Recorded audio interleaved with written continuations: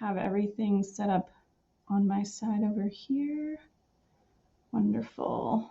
Okay, so let me start here. Right, want to make sure I keep my timer on. Okay. Thank you, Jessica, for the introduction, and also to the rest of the conference organizing committee for the invitation to give this keynote. I'm sad that we don't also get to hear from our other keynote. I hope he's doing well, and I'm excited to help lead off this conference. I also want to give thanks to some of my mixed methods mentors, Vicki Plano-Clark, Cheryl Poth, Jessica DeQueer-Gumby, Lorraine Cook, and others who have taught me so much, including not only what it means to do mixed methods research, but also what it means to be a mixed methods scholar.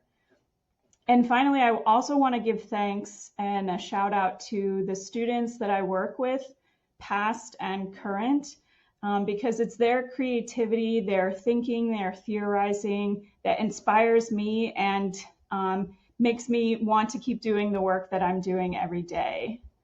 So good morning to you all in Oceania time, and good evening to others who might be joining from my local time. My name is Peggy Shannon-Baker. My pronouns are they, them. You can call me Peggy, or you can call me Dr. Shannon-Baker if you prefer something more formal, but Peggy is just fine. I do use both of my last names. They're hyphenated, and they come from both of my parents. It's an honor to be with you all. I'd like to first take a moment to recognize that I'm coming from Savannah, Georgia, which is in the southeast of the United States. It's the ancestral homelands of the Muskogee Creek and the Yamasee people. If you would, please, I would love to see who is joining us here. So you should be able to see, to introduce yourselves in the chat on the slide. You're going to maybe find that my keynote encourages more interaction. So I'm going to be using the chat feature at several times during during my talk today. So if you would introduce yourselves in the chat so I can see who we have on the call. The title of my talk is Personal as Methodological, Embracing Subjectivity for Mixed Methods Innovation. And this first part of the title, the personal as methodological, is a play on words for the slogan, the personal is political, which was a kind of rallying cry for US feminists in the 1960s and 70s, as well as other groups since then. This phrase has been attributed to Carol Hanisch, who wrote an essay that had part of the same title. This phrase, the personal is political, referred to an approach that the women's liberation movement used called consciousness raising groups. And consciousness raising groups were opportunities for women to get together, to share their experiences, where they were able to see that their experiences were actually part of systemic issues around sexism and gender discrimination, as well as other forms of oppression.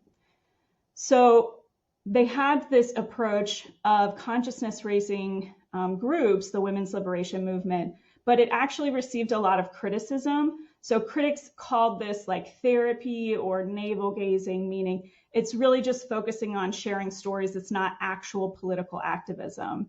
And what you're going to find is that these same critiques about this approach of thinking about the personal come through to research and what I'll be talking about later in my talk. Which tells you my talk is not about US second wave feminisms, but I do want to take up this approach that positioning the personal, so that's our experiences, our subjectivities, that this is powerful in order to argue that we can do more innovative mixed methods work by embracing the personal as methodological. So to take this argument, I want to first start with my own preparation for this keynote. So the theme for the conference is methodological innovation in a complex new world. Now, when I read this theme, I really focused in on that word innovation. To me, innovation is about creating something new, something creative, something exciting. It could be what we're currently doing or thinking, what we might do or think in the future.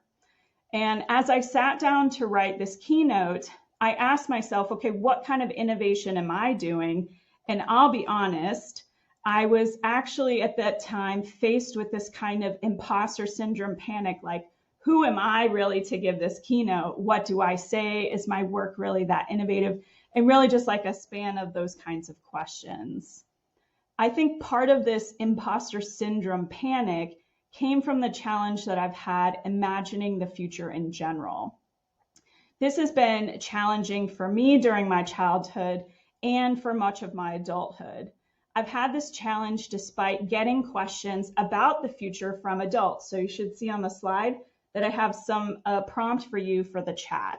So as a child, what kinds of future-oriented questions were you asked? I'd love to know.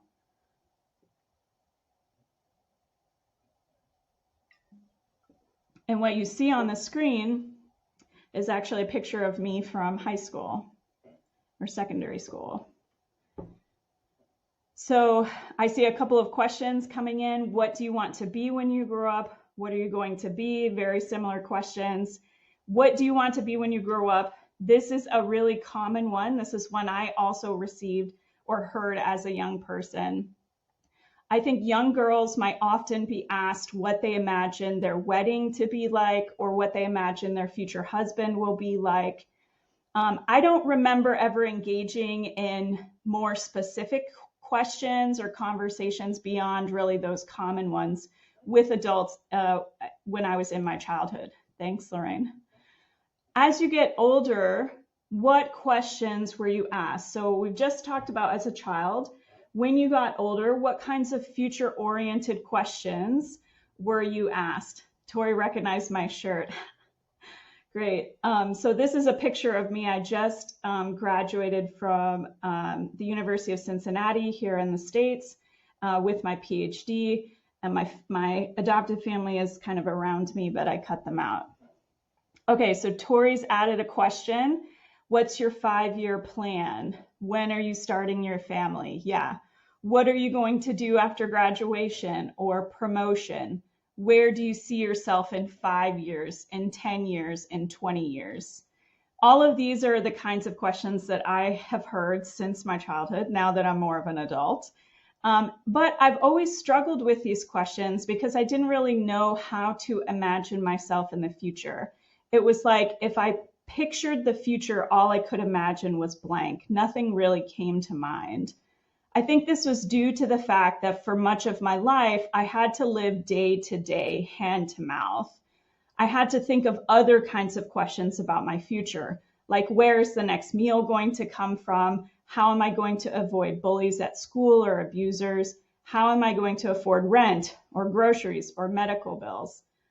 In graduate school, some of my friends would kind of joke around about how, oh, we just need to ask Peggy because Peggy's going to know what kinds of events are happening this weekend. Or let's ask Peggy what's going on so we can see what to go to. I always knew about events on campus when I was going to college, but for very practical reasons. I knew the places where I could get free food. I knew the days of the week that I could go through my campus building in Cincinnati to see or look for food that was left over outside of the rooms or inside of the rooms because of events. I knew that I should go to celebrations that were happening on campus because celebrations, the good ones, come with what? They come with food, right? So finding food was a skill that I learned by necessity. It wasn't something that I was explicitly taught. And similarly, imagining the future was something that I was never explicitly taught how to do. I think I did not really envision the future as a child because I feared it would be a lot more of the same thing over and over. I was moving around a lot. I had to go through abuse. And I moved around so much that I never really felt like I belonged anywhere because I really didn't spend a lot of time in one place to really feel like I could belong. This is what I mean when I say I was living day to day. If you had asked me, where do you see yourself in 5 years or who would you marry? There's no way I could have answered that because I had no idea where I was going to be the very next day. Also, as a queer person, it's been difficult to imagine my queer self in the future amidst legislation against people like me. So here in the States, and specifically to my state, which is Georgia, which is right here, GA, we have two bills that were advanced in 2023, a third one that was signed into law, trying to prohibit gender affirming care for minors. One of them did pass, the others are still on the books and will likely be taken up in the following year. Other places in my country have outlawed being gay in public, made it so that we as queer people can't be teachers, we can't have books about us in schools or in libraries. In some places, we can't wear clothing or paraphernalia that has pride symbols on it. So everywhere in my country and in other countries, there have been news stories about a queer person or a trans person being killed. So how do you envision yourself in the future when you see the futures of others like this taken so senselessly? What I came to realize is that having critical hope is one possibility to imagining the future, and that this critical hope is what my research now is starting to be about. Critical hope says that we can use emotions like hope and anger to help fuel our activism for change. Now, this isn't a kind of like naive hope. Naive hope is like where you have this optimism that the future is going to be amazing, everyone's going to be happy, we're going to live in a just society. And it ignores the daily struggles like the ones that I was mentioning about my own story. But it's important in critical hope to not let our anger about the violence that we're seeing, about the forms of injustice that we're seeing consume us. We have to maintain this critical hope in order to disrupt these systems of oppression like racism, transphobia, Islamophobia, xenophobia, sexism, ableism, anti-Semitism, and other kinds of oppression. I've developed critical hope also in community with others. So from potlucks and holiday parties, maybe goodbye parties, to being on the rugby pitch, to hosting a doctoral writing group. All of these communal spaces have been really important to me and my persistence and how I came to be where I am today. It was not really until about halfway through my secondary school when teachers actually started saying to me, you know what, you should have college as a goal, right? And then they would say, okay, after college, you need to do this. And after that, you need to do this. Or if you enter a doctoral program, you have the kind of specific steps that you know are coming. Your candidacy exam, your dissertation proposal, you need to do your research, you need to defend your final dissertation. But outside of these very clear structures, graduating, defending your proposal, those kinds of things, outside of these milestones, I still had difficulty imagining what the future was going to be without that really specific goal in mind or some kind of productivity measure. Instead, it took a change to my material situation for me to imagine myself in the future. And I wrote about it recently in this micro memoir because I could pinpoint the exact moment in my life when I could start to see myself in the future outside of these like specific kind of measures of the future, like from graduate school. It was a moment where it was shortly after I got the faculty position here in Georgia. And I went to my kitchen and I went to the refrigerator. I don't know if I was getting a snack or if I was making a meal. I can't really remember. But I go to the refrigerator and I open the door and I feel this wave come over me because I suddenly realized I was in a house that I was paying for, I was renting. The fridge was full of food that I had purchased. And I had food, I had shelter, I had clothing. I had those things for today, tomorrow, and the next several days. And that was like the first real moment where I had something like that in my life. So for me, it took this material change to my situation that made it possible for me to have consistent access to food, shelter, clothing that my basic needs I knew were going to be met that day and at least into the short-term future, if not for the long-term future. Now, I'm not saying that other people who've grown up like me, who've grown up poor or with transient access to food or to housing have had the same experience. These are my experiences, and these experiences have shaped my thinking. Now, some of you might be wondering, hang on a second, isn't this a conference about mixed methods research? Like, I didn't realize that somehow I ended up at a poetry reading maybe at 5 a.m. or 8 a.m. locally, if you're joining from Oceania. If you're thinking this, you're wondering where's the mixed methods, I don't blame you. But what I would offer is that you open your mind a little bit, because this is mixed methods thinking and doing. And I don't mean because maybe you're having mixed emotions about coming to this talk so early in the morning or late in the day. Mixed methods thinking refers to our thought processes before, during, and after we engage in mixed methods. Our mixed methods thinking is going to be informed by our values, informed by our experiences, doing and learning about research, and even our doing of mixed methods. We engage in mixed methods thinking when we design studies, when we do them, when we share or represent those studies with others. When we embrace mixed methods thinking, we can promote creative ideas about research and with research. We see loads of examples of people doing research that might be translated into some practice, some teaching practice, or some medical advancement. But we can also use mixed methods thinking to promote creative ideas about research. In mixed methods, for example, we have scholars who theorize about defining mixed methods, right? I have some of the citations here for some frameworks for defining mixed methods. We also have frameworks or typologies for how we rationalize mixed methods. That is, why are we using mixed methods in general, or why am I using it in my specific study? We also engage in mixed methods thinking when we're learning about mixed methods, whether it's through a keynote or a conference or through a class. And I myself, I teach mixed methods courses. So I also engage in mixed methods thinking as a teacher, thinking about how I frame the activities I use and thinking about how the students are learning mixed methods in the courses that I'm teaching. So what I'm saying here is that our mixed methods thinking doesn't come out of some objective void. No, our subjectivities, those are those personal experiences that I was mentioning earlier, these are too powerful to be removed from the research process.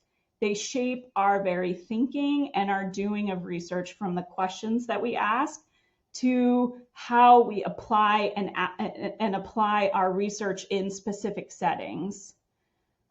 If mixed methods takes place within this socio-ecological framework that Vicki Plano-Clark and Natalia Ivankova came up with, then so too does our mixed methods thinking. Each of these spheres of influence, from the personal, the interpersonal, the professional, the societal, and the socio-historical, all of these spheres of influence impact how we think about mixed methods and how we do it. That's what I'm trying to portray here in this. So what is the connection then to mixed methods thinking? And you might, if you're a qualitative person, if you're a creative writer, if you like to journal, you might be thinking about reflection or reflexivity. And that mixed methods thinking about where our ideas come from, how we do mixed methods, sounds like reflexivity. Well, it is kind of connected here, because what I'm demonstrating in this talk is that engaging in critical self-reflexivity, I can do that to think through my mixed methods thinking and where my ideas and doing of mixed methods comes from. For me, in my training and education and teaching, I think about reflection kind of going back to this idea of reflection in action and reflection on action. So reflection in action would be like, as a teacher, I keep a teaching notebook, a hand notebook, because I always like to write by hand if I have the time.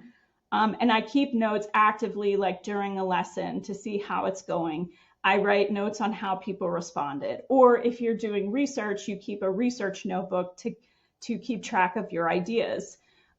That's reflection in action. Reflection on action is that retrospective thinking about what has taken place, maybe after the lesson plan is over or after you've finished a stage in the research process, you sit down to reflect, how did that go? Did it match up with where I wanted it to go? In terms of reflection in research, we can see that there are many definitions and descriptions for reflexivity. So one is reflexivity as a process. So this can be an individual process or a collective process where one person or a group is reflecting about, for example, the research ethics that you have or that you and your team have. It can help you to explore some of your research assumptions, your attitudes, and some of the concerns that you have about specific research approaches. It can also be connected to your learning process about learning even how to be a researcher. What does it mean to be a researcher? Reflexivity in research also looks like an approach to enhancing the rigor of a study. So this could mean, you've probably heard the phrase audit trail, or trying to keep a log of all of the decisions that you've made. Okay, so I only got this many participants, so I'm gonna need to change my plan for the second phase, so I'm gonna do this. You're writing all of this down or you're documenting it in some way. That is engaging in reflexivity to enhance the rigor, because you're documenting the decisions that you've made, and hopefully at some point you're also sharing that audit trail of decisions so that your methods can be more transparent in the future.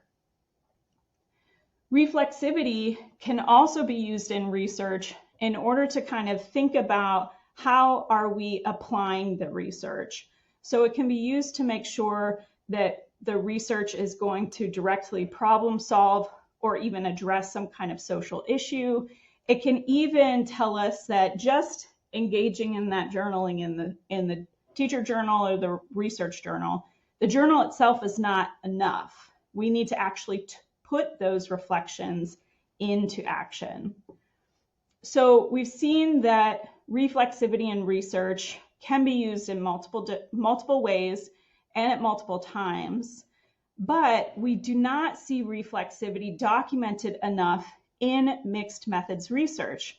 Multiple people in mixed methods scholarship have said this. So here's another question for the chat. Why do you think that might be the case? Why are we not seeing enough of this reflexivity in the mixed methods literature?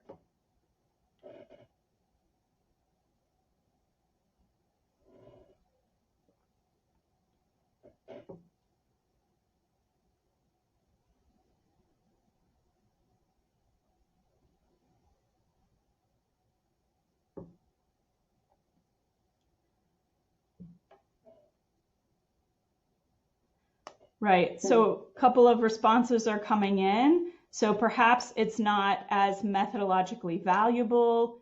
Reflexivity is often tied to qualitative research only.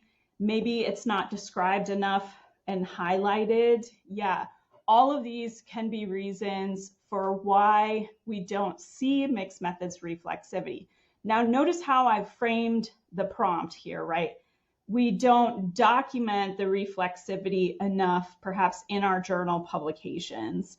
And the reason why I said it this way is because I like to think of it as the case of the missing reflexivity. So this is me putting on the true crime podcast hat.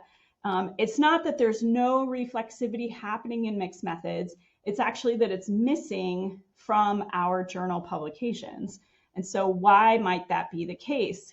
Here are some of the reasons that I thought about. So like some of you said, it might not be valued in the journal or in the field or valued enough.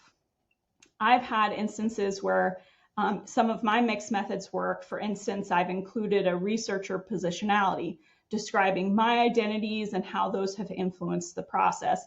And I've encountered during the review process, reviewers who've said, why is this in here? This is not relevant. All of this is going to negatively impact the study, so you need to just kind of take this out. And that kind of feedback is actually addressing multiple pieces here. So some of our, thank you. So some of our journal articles might have had reflexivity in them until it's edited out during the review process, maybe because engaging in reflexivity is actually seen as a negative thing, that it could negatively impact the bias, your bias in the study, because you would be focusing on yourself. And that kind of line of critique is very similar to the one that I mentioned at the beginning of the talk with the critiques of consciousness raising groups in the women's liberation movement, that those kinds of things are just therapy, they're not real activism. Some people think this is not a real research process. Another one that I didn't see mentioned, but could be a cause to missing this reflexivity, is simply the limited word count, that authors might be choosing themselves to not include this information in their studies because they need to focus on the methods or they need to focus on the findings depending on where they're trying to publish their work. However, mixed methods researchers are engaging in reflexivity, and we do have examples of this. So we have examples of reflection in action. This is engaging in reflection during the mixed methods process. For example, there's this really interesting study here about engaging in collective reflexivity as a mixed methods team and using that as a way to think through divergent ideas and beliefs amongst the team members, trying to help create a kind of cohesive team-based positionality, and even helping to improve group dynamics in the research team. Reflection in action or reflexivity in general can help teams, mixed methods teams, do that. And that's what this first article was about. We've also seen either like a review of reflection in mixed methods or some example articles demonstrating how reflection in action helped them to remove those biases and assumptions. We also have examples of reflection on action. So that's the retrospective thinking. For example, researchers in mixed methods have given their research positionalities in order to describe, for example, how their identities relate to the participants, how their methods help to enhance the credibility because, you know, they could speak to, for instance, like their years of experience doing this kind of research or doing research with these kinds of communities or on these kinds of topics. So these are all examples of mixed methods researchers engaging in reflexivity during the process and after the process. But what about connecting to the broader beliefs about mixed methods in general and where our ideas about mixed methods in general comes from? This is where mixed methods thinking as a way to engage in our subjectivity, that's where this comes in. And that's how I can kind of tie back in my description of my personal story to my mixed methods thinking here in this latter part of my talk. So engaging in mixed methods thinking, if engaging in this thinking means that we're considering our ideas about mixed methods, the decisions that we make when we design, when we implement our studies, then what does it look like to do this? I like to think about this on two different levels. The methodological level, which is really broad, and then the methods level, which is really specific. At the methodological level, what I mean by methodological is these are the beliefs, the values, the ideas that we have about research in general or mixed methods research specifically. And it's about asking questions like who are researchers? Who can be a researcher? What does research entail? How does research relate to how we produce knowledge? These are the kinds of questions that we might ask at a broad methodological level. And what I have listed on the slide here are the methodological questions we could ask about mixed methods. So the first question here, let me go through these. The first question here is kind of a two-parter. It's actually two questions in one. It's about your mixed methods definition. So at the methodological level, we want to ask, what is mixed methods? And this really gets at the second question of what is actually being mixed in mixed methods. Is it your philosophy, your ideas about research? Is it only ever mixing data? Is it something else? Is it some combination of those things? This is how you're defining mixed methods.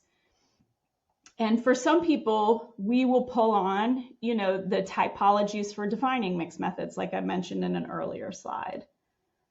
The second question here is about rationalizing mixed methods. Why do we need mixed methods research? That's question number 2. So this is asking you, in general, why do we use it? Or for your specific study, why are you using mixed methods? Like, why couldn't you have just done a quantitative study or just done a qualitative study?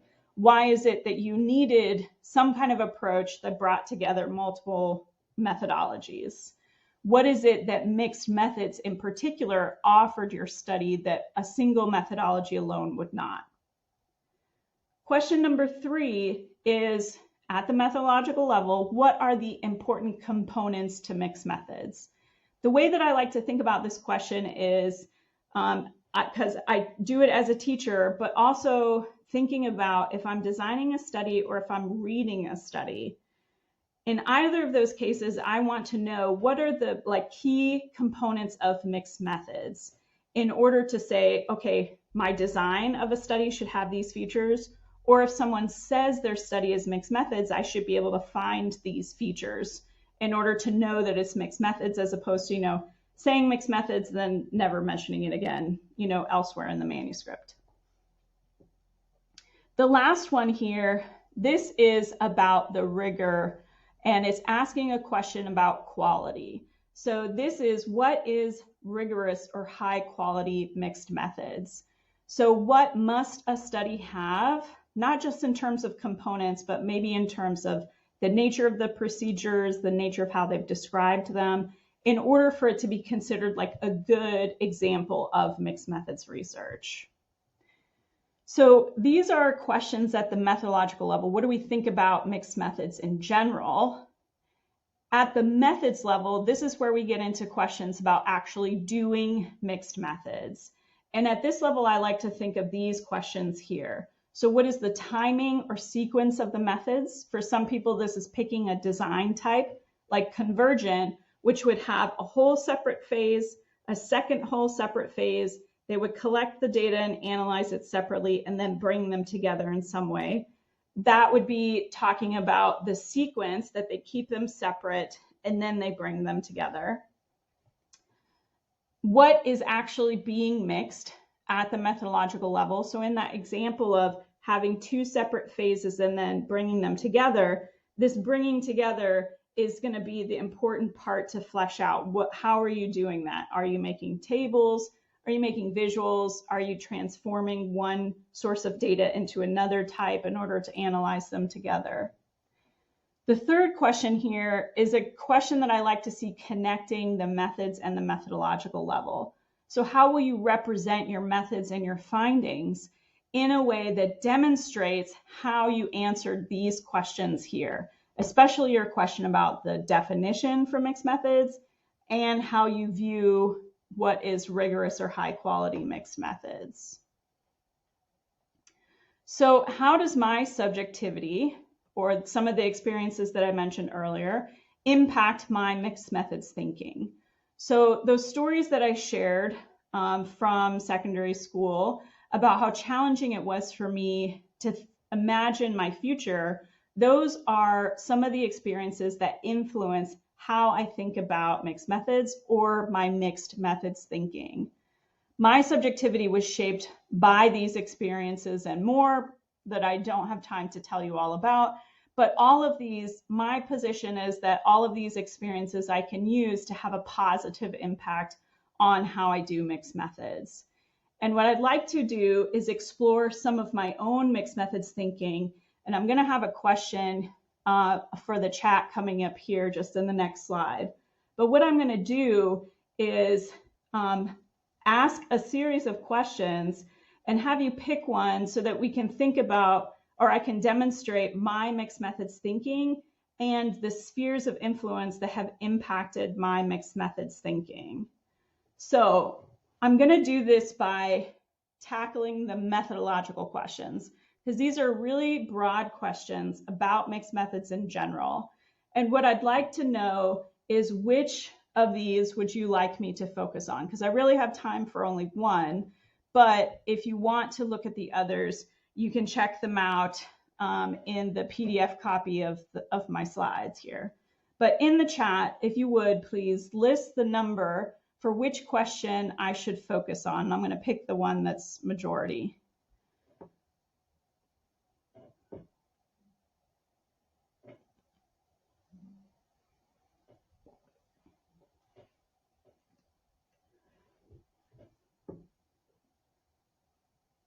So I'm going to pick one of these questions, although all of them are represented in my slide deck.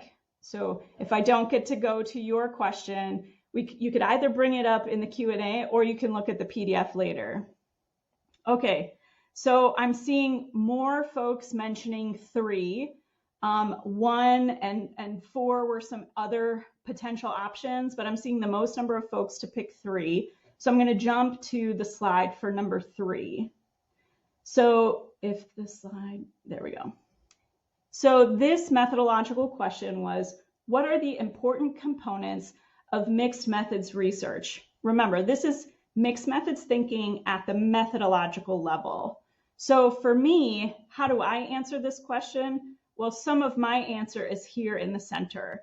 So for me, the most important part of mixed methods is the integration.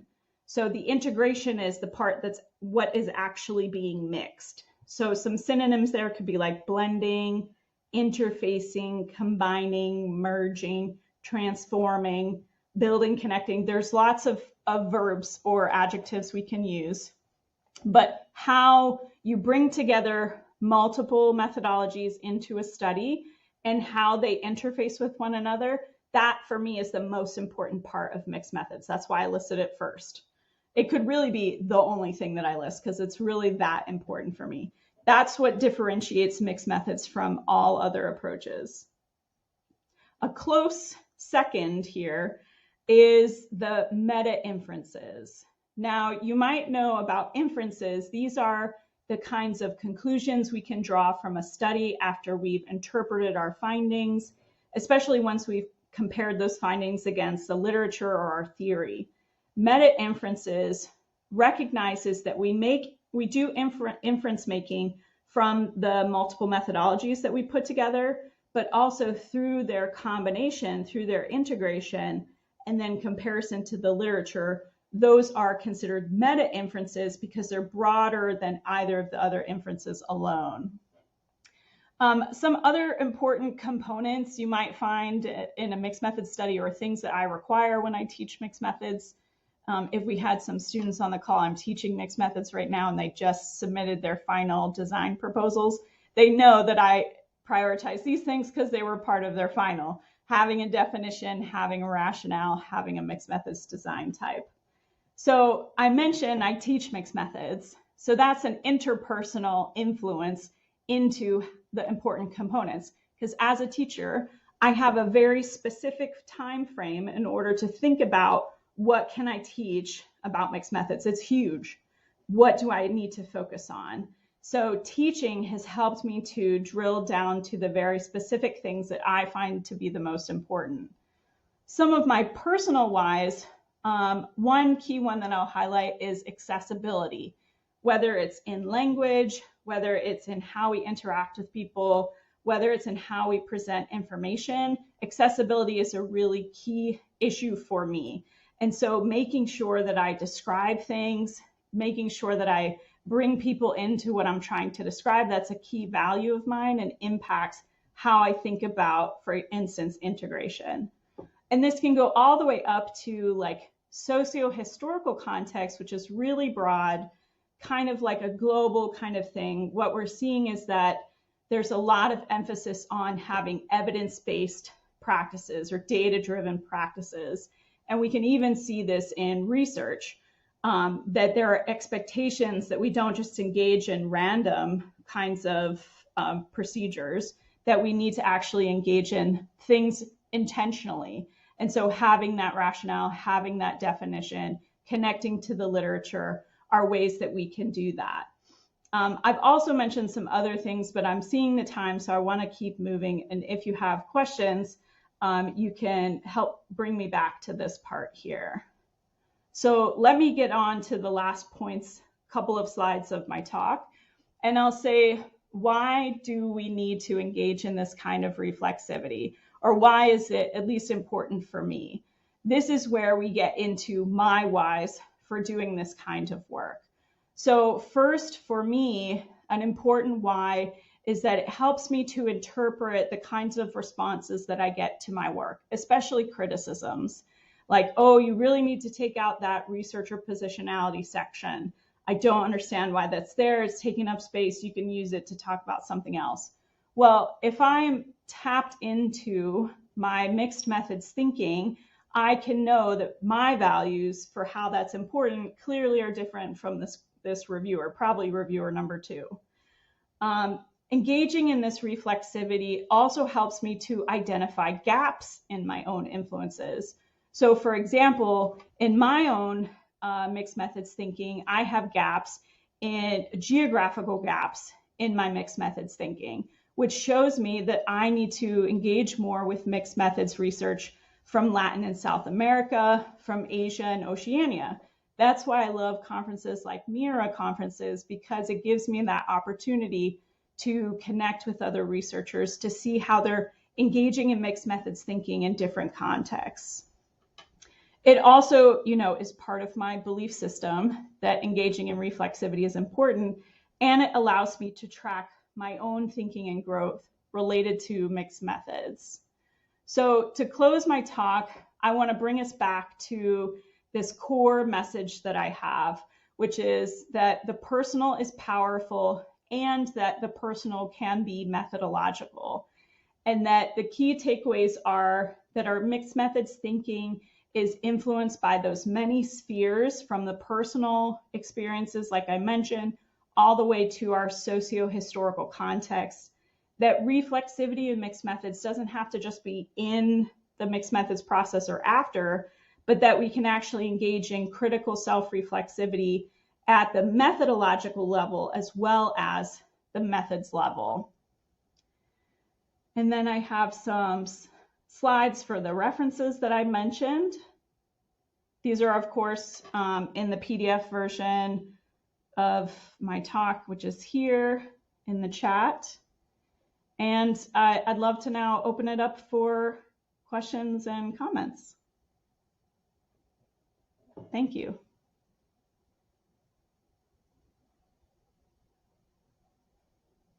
Thank you, Peggy. That was fantastic. Let's open the floor, as Peggy said, for any questions.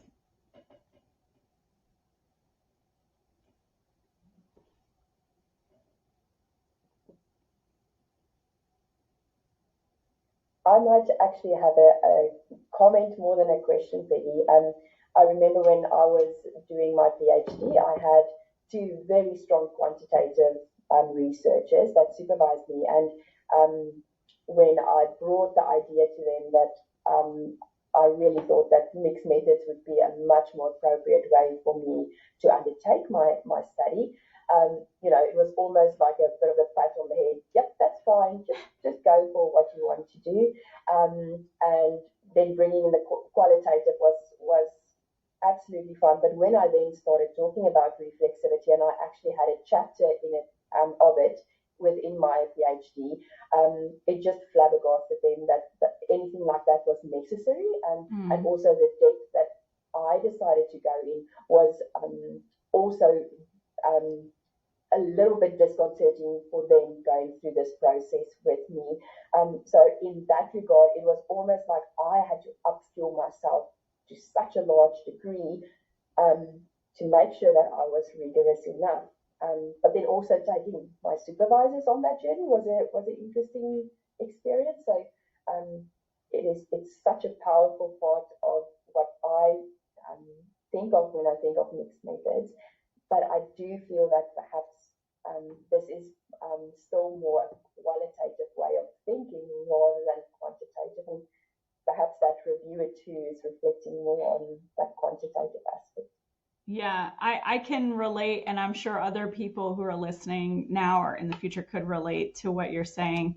I too had elements of my own dissertation and later research that people said, I don't really know why you have this feature here. And usually those were features that they themselves were uncomfortable with. So like thinking back now, I almost wonder, were they uncomfortable with me including it because they themselves were uncomfortable with it and they didn't know how to evaluate it. But, I like how you said you had to upskill yourself, because for me, like one of the core things that, I get a question like, how can I substantiate using whatever approach it is, if it's mixed methods, if it's arts-based research, those kinds of things, how can I do that against even, like maybe my committee members or my advisor? And, this upskilling or going to the literature, giving them examples, because you might likely be training or educating the person who's critiquing you in how these processes are actually, some of them are well established. Reflexivity is a well established practice that looks differently, but there's loads of research on it in other disciplines and in other research approaches that we could bring in to say, like, this isn't something I just made up. Like, look at how all of these people engage with it. Here's the necessity of it for my research and that kind of thing. Yeah. Right? Yep. Yes. Powerful presentation and really very dynamic. Peggy, this is along the line of, for me, quality, looking at quality research in mixed methods. Mm-hmm. And that's an area that we need to challenge mixed methodologies about how to process their thinking, and this will enhance quality, legitimation, credibility, reliability, whatever you call it, the quality. Mm-hmm. And so I do advocate that a chapter on reflexivity in mixed methodology should be included even in the textbooks, because students who are mixed methodologists, they use a lot of the textbooks that hasn't really challenged them or guided them on how to reflect. And so I think I'm looking forward to your article on reflexivity in mixed methods, so that we can get writing on it, so that we can start challenging our community into the importance of reflexivity for quality in our mixed methodology. Thank you. Thank you. Thank you for that, Lorraine, and for the call in to make this a journal article or something. If some of the students I'm teaching right now for mixed methods or past ones were here, they, bless them, they would say, Dr. Shannon-Baker makes us reflect all the time. For many assignments that I create, there is a reflective component asking them to think about, what did you learn about mixed methods by doing this? I have a series of activities, for example, let me step back, the way that I design the mixed methods course that I teach, it's predominantly for master's level students. So it's not for doctoral students, although it's open to them and they have a different set of scaled exercises. But because I'm working with practitioners, teachers, or psychologists, or people who are actively practicing, the second half of class is completely application based. They practice specific kinds of integration, and I have them make loads of visuals.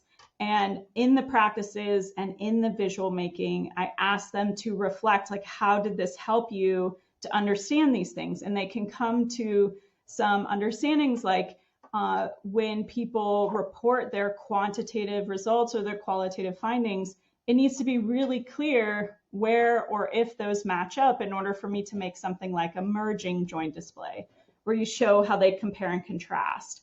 And they talk about how making visuals can be really helpful for the research, for their thinking about mixed methods. So I think as I develop this a little bit more, I might include some of those questions that I asked them to think about to include in this.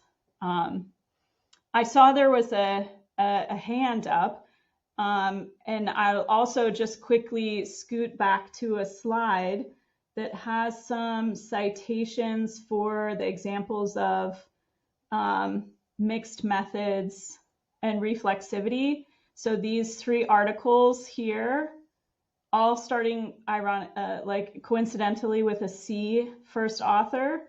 These 3 are good next things to read. And I'll just jump back to the references so you can grab those in case you didn't get the, it would be these 3 right here. Giselle, did you have a question? I think it was very similar in terms of the rigor and how we kind of phrase what makes it rigorous or not. And it's kind of interesting listening to everyone about that. Again, the same camp, why do we have to be the positivism and like if it's mixed, it's mixed, you know, but we're still having that battle of what dominates, right? So Peggy, what are your thoughts about that? Because it feels like, oh, if you reflect, you're a flawed person, right? Yeah. Yeah, but we reflect everywhere. Like here, my students reflect on everything they do. And the lived experience of someone who works in disability is what informs everything we do. Right. So yeah, keen to hear your thoughts. Yeah. So to help me with that, I'll actually show us the slide, the 4th one, sorry, that I didn't get to explain about like what is rigorous mixed methods. But the background, some of my personal experience that I'll share here is that for me, a lot of how I think about research is interwoven with teaching, because like I tell most of the students that I teach are teachers themselves, secondary, the primary and secondary teachers. And I tell them, like, we believe as teachers that we have to engage in reflection about our teaching, because otherwise we're doing the same thing for 25, 35 years, right? And if we're not engaging in reflection about what we're doing, then we're probably not great teachers, right? And I connect that to research also, because it's not just the reflection about like what went well or not, but what do we do next? We experiment to see, okay, if I shifted this, if I added a second round of this, if I change this activity from this format to this format, what happens? That is research. We might not think of it as research in an academic sense, but it is actually research. They had an idea, they tried something, they want to see if it works, they're collecting some kind of information to figure out if it works, and then they're probably during that process engaging in reflection. So teaching and research and reflection are like, if there's 3 sides to a coin, those would all be on the same coin for me, which I guess there kind of is, just around the rim. But for me, what is rigorous or high quality mixed methods? You can see I put emphasis on engaging in reflexivity, and that heavily draws on how I learned about social science research. The first classes, like formal classes that I took, were in feminist qualitative methods. That was in my women's studies master's degree. I learned about research from that perspective. Now I did also ask, like, where's the feminist quantitative methods? Like, can't we do that? They were like, oh, no. We can't do that. We only engage in qualitative methods. And I was always like, really? And at the same time, I was also taking courses in art. So my master's thesis is actually an art history thesis. I have taken loads of art classes. I engage in arts-based research. So this idea of engaging with visuals, for example, is a key component to how I teach mixed methods, and even like how I write about mixed methods. I have a stack of papers here where like I'm working on a textbook with Jessica de Quirigumbi, and I'm not going to share those images, but I have like I have sketches where I think through different ideas that I'm trying to understand, because making visuals helps me to understand what I'm doing. And so for me, if you can portray what you're trying to describe through a visual, I might get that message better than I could if I read it like narratively, or if I saw it in a table. And this goes back to the issue of accessibility too. How are we making our understandings about what we're doing in our research more accessible? So all of those like personal values have impacted how I engage with mixed methods. Some of these mixed methods rigor. There's also, you know, like there's 2 key articles for me about mixed methods rigor that I go to and cite a lot. I don't know offhand how much they engage with reflexivity, but these are like, so there's the typology from Tony Owegbuzi and Burke Johnson. Yeah. There's also the journal article reporting standards, which is from the American Psychological Association, this Levitt et al. Citation, but also like working with other mixed methods people or people who aren't mixed methods. I have to think about, okay, what language am I using in talking about mixed methods to people who maybe don't know about mixed methods at all, or, you know, they've heard about it, but they don't have like the coursework, they don't know the literature, that kind of thing. So that gets into like, how can I use language accessibly? How can I use visuals to help explain it even to team members as I'm doing it? So I hope that's part of an answer for you. Yeah, that's wonderful. Thank you. Appreciate Cheers, it. thanks. And I'll just jump to that reference page. So they're both here, the Levitt et al. Article and the Owegbuzi and Johnson.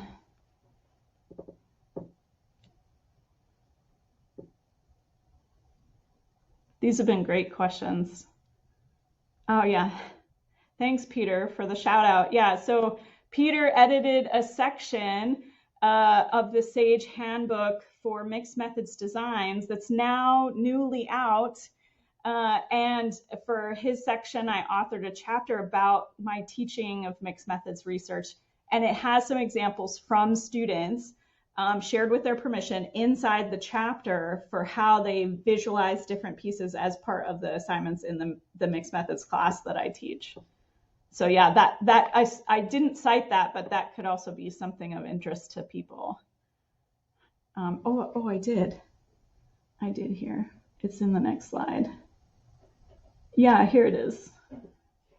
And I'd be happy to share any of the things that I've authored that you want to look at, you know, always happy to share. Okay, so I see there's a question in the chat from Ingrid. How do you see the fit between reflexivity and our worldviews in research? Ingrid, are you able to elaborate a little bit more on that? How do you mean exactly? Well, you know, when we are doing research, particularly because I'm from a qualitative background myself, we think about our worldviews and how we are going to approach the research. And for me personally, I have always found that my belief system, my personal belief systems, always seem to come into play, which works its way back into some kind of reflexivity and our past experiences. So I was just wondering how you see that fit. I mean, how would you, you know, maybe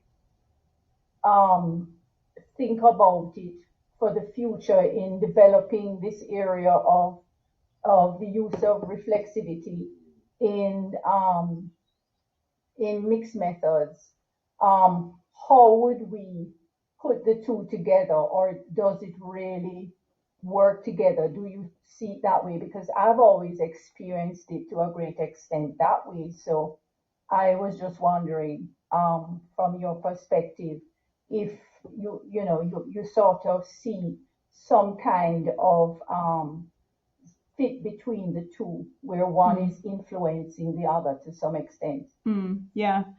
Thank you for elaborating more on that. Yeah, I think for me, I come from a similar worldview and perspective and qual dominant perspective as you do. And so probably for some folks on the call or in the future listening to this thinking, well, of course you are. Look how much time you spend talking about reflexivity. You must have that same kind of worldview. And I think you're right. Part of it is it comes out once we have this belief that our worldviews impact the research, we kind of can't escape that because we know that's a possibility, so it can always be there. For me, the difference then is how we position that influence. Do we position it negatively, as in it's something we need to remove, or do we position it something positive, that we can actually use that for good in our research, whether it's making it more accessible, whether it's making our application or our use of mixed methods to have some kind of direct application. Those are ways that we can, I think, positively use our worldviews to impact the research process. And you asked, how could we put the two together? Well, like a good qualitative researcher, I love a good open-ended question, right? And so you notice in my questions that I had for the methodological level, these are all, hopefully you see these as open-ended questions. I'm not trying to tell you what to believe. I do share what I believe, and I certainly frame how I teach mixed methods or how I write about it from my own beliefs, but those haven't been static. Those change over time. But I personally love good open-ended questions because they invite us to bring ourselves into the process. And so I think for me, thinking about reflexivity and how can we bring that into our worldview, I think engaging in thinking through questions is one way to do it. So I wouldn't list these are the questions, you must list this out, and you have, I would assign it that way maybe because I require students to engage in this, but I wouldn't be that prescriptive. I might say, these are some questions that you can think about, but how you engage with these questions, we can also tie that to the mixed methods spheres of influence. Let me go to the original one where it has the labels of the influences to think on, okay, our mixed methods definition doesn't come out of the void. It actually comes from these spheres of influence. How did we end up thinking about mixed methods? How do we even consider it as an option? And so, yeah, I think that's how I would think about your question, that we can engage in open-ended questions, and that, at least for me, open-ended questions help me to think through my own reflexivity. Thanks.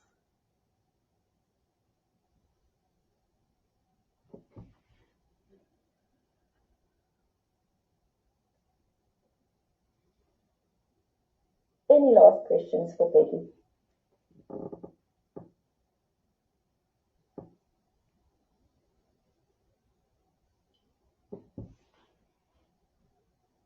Peggy, I would like to thank you from the bottom of our hearts as the MMIRA-Oceania chapter for your willingness to present today, and for really the depth of thinking that we have to do.